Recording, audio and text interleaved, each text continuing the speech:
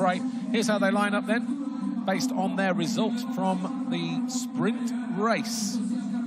Tomac going to the line on pole. Brayton, Roxon, Marvin Musquin. Incidentally, that's how the points are at the moment as well. 1 for a win, 2 for second, 3 for third. Riders fire up their engines as we prepare for SX1 race 2, the sprint race. The 15-second board, not wasting any time either, is up in a flash.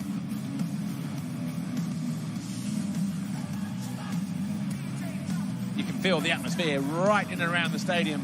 5-second board has turned. Who's it going to be that gets the Oxmoto whole shot award? Another good start from Tomac up the inside there. Oh, and he gets bumped there, and Brayton down.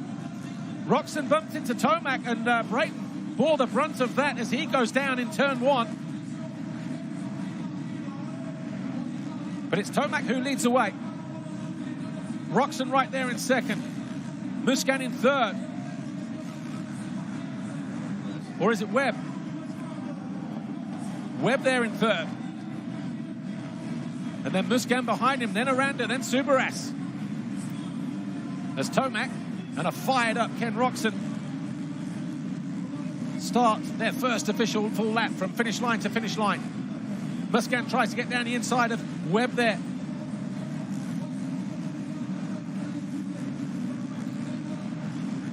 See how tough those whoops are starting to become. Some riders losing momentum and having to double their way through. But look at Roxon here. He is going for the number 3 ahead of him, Eli Tomac.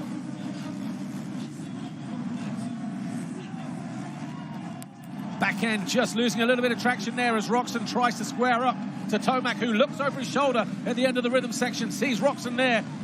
These two really pulling away as the two Red Bull KTMs start to beat each other up in the background. Roxon pushing on hard.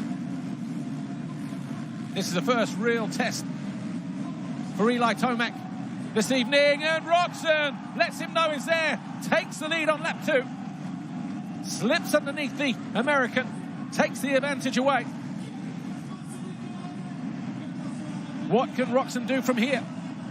Can he stay there? Fans on their feet. Atmosphere insane around this Paris arena.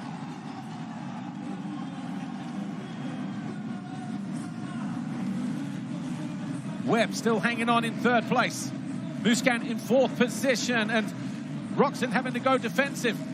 Will there be a cutback here from the number 3? Well, he thought about it. You know what? It might be up his sleeve a little bit later on, unless he can get good drive across the waves. But Kenny Roxon, far too good across the whoop section.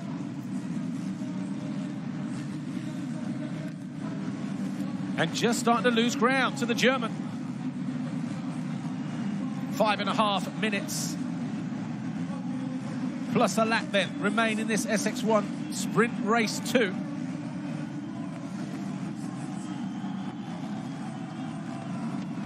Can Roxon pull a position back? Where is Justin Brayton at the moment? Well, he's up to 13th. Remember, he went down on the first turn after there was a tussle between Roxon and Tomac, and that caught out Brayton, your rider who finished second in the first race.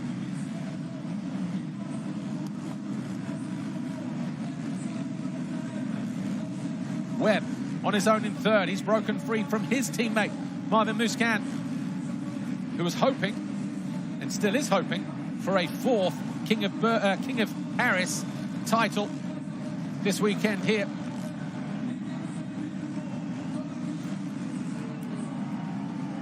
Roxon just a little off balance there, just had to give it a little bit of leg swag.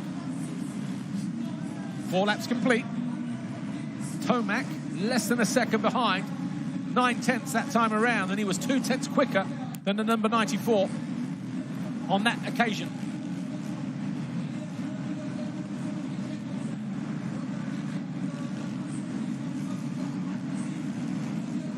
Triple quad. Little heavy landing there for the number 3 in second. Just needed a moment to steady himself through that right-hander. Possibly allowed Roxon a little bit of breathing space to the tune of a 10.42. But Tomac just starting to close in on him again. 2 KTMs, around about 3-4 seconds, 5 seconds in Marvin Musquin's case, off the lead, but all of a sudden the battle is back on. The gap half a second between Roxon and Tomac. Marvin Musquin just closing in on Webb ever so slightly as they duke it out over third place. Aranda is fourth. Subras down in 8th place at the moment. Back markers coming into play for the two leaders ahead of these two. Be interesting to see how that one plays out in the next 3.5 minutes plus a lap or so.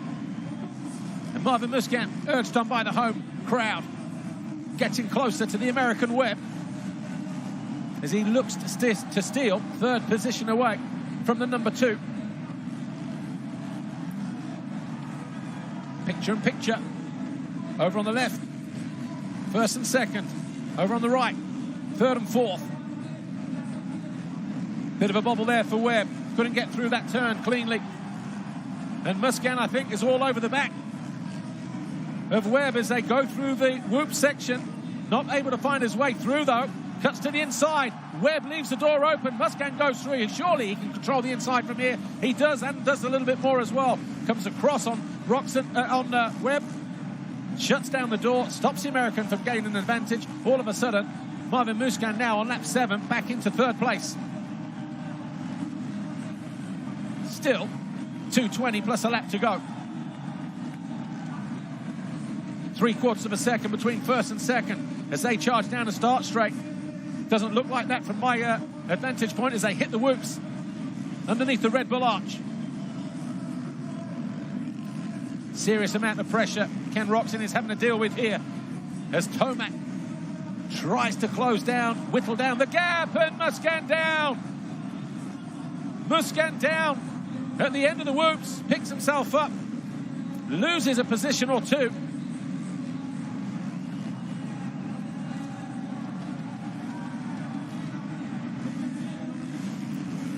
Sure, we'll see a replay if we have one, but Cooper Webb now back up into third place as Tomac looking to find a way around. I think if he's not found a way past Roxon until the final lap, if he's close enough, it might be in that turn on the approach to the whoops. A-Ray just staying out of the way there. Alex Ray, he's in 12th place. And all of a sudden, Roxon has found another gear. It was 3/10 as they hit the line a moment ago. Remember, Roxon third in race 1. Watch this here. Marvin Musquin just folded the front and then high-sided as he got into the end of the whoop section. Marvin Musquin now dropping down to 4th. So he still had quite a handy advantage over Gregory Aranda, who still circulates in 5th place. We are going to get a couple more laps out of this, aren't we? Because it's not going to take 38 seconds to get from here to the finish line.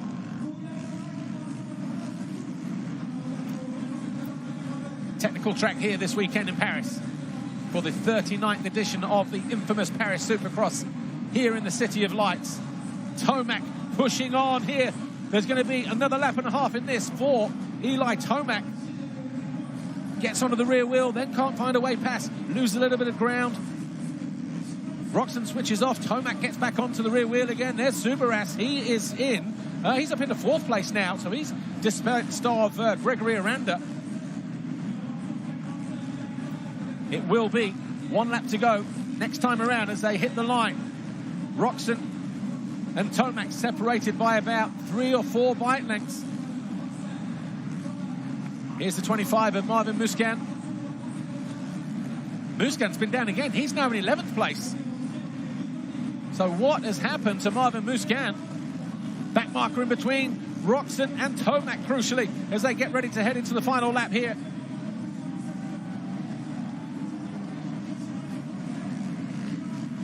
Can't switch off, though. Tomac will not give up until the very last turn. Not close enough to make a move here in the right-hander.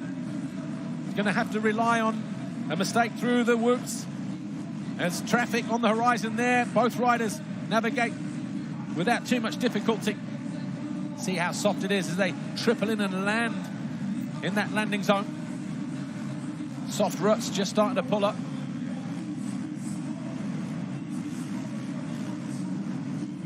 Couple of corners to go then. Kenny Roczen doing everything right. Did not let Tomac out of his sights. Forced the issue. Maybe when Tomac wasn't expecting it. Tomac, though, still closing in on him, but out of the final turn, Roczen wins it by less than a second over Tomac. We wait for Cooper Webb to come through. And there was a problem late on in the race for Marvin Musquin, who got lapped as well, but he came home in 10th place. So Roczen wins it, Tomac second, Webb on the line now in third. That gap around about 20 seconds between the leaders, Roczen, Tomac and Cooper Webb. Celebrations all round though for Kenny Roczen. A very dejected Marvin Musquin steps away from his motorcycle. He'll remove his helmet, he'll go back to the waiting zone. Well, the KTM truck is just there to the right, actually. Yamaha's paddock is just to the left. And Honda just a little bit further down in the direction that they're walking, actually. So some mixed results then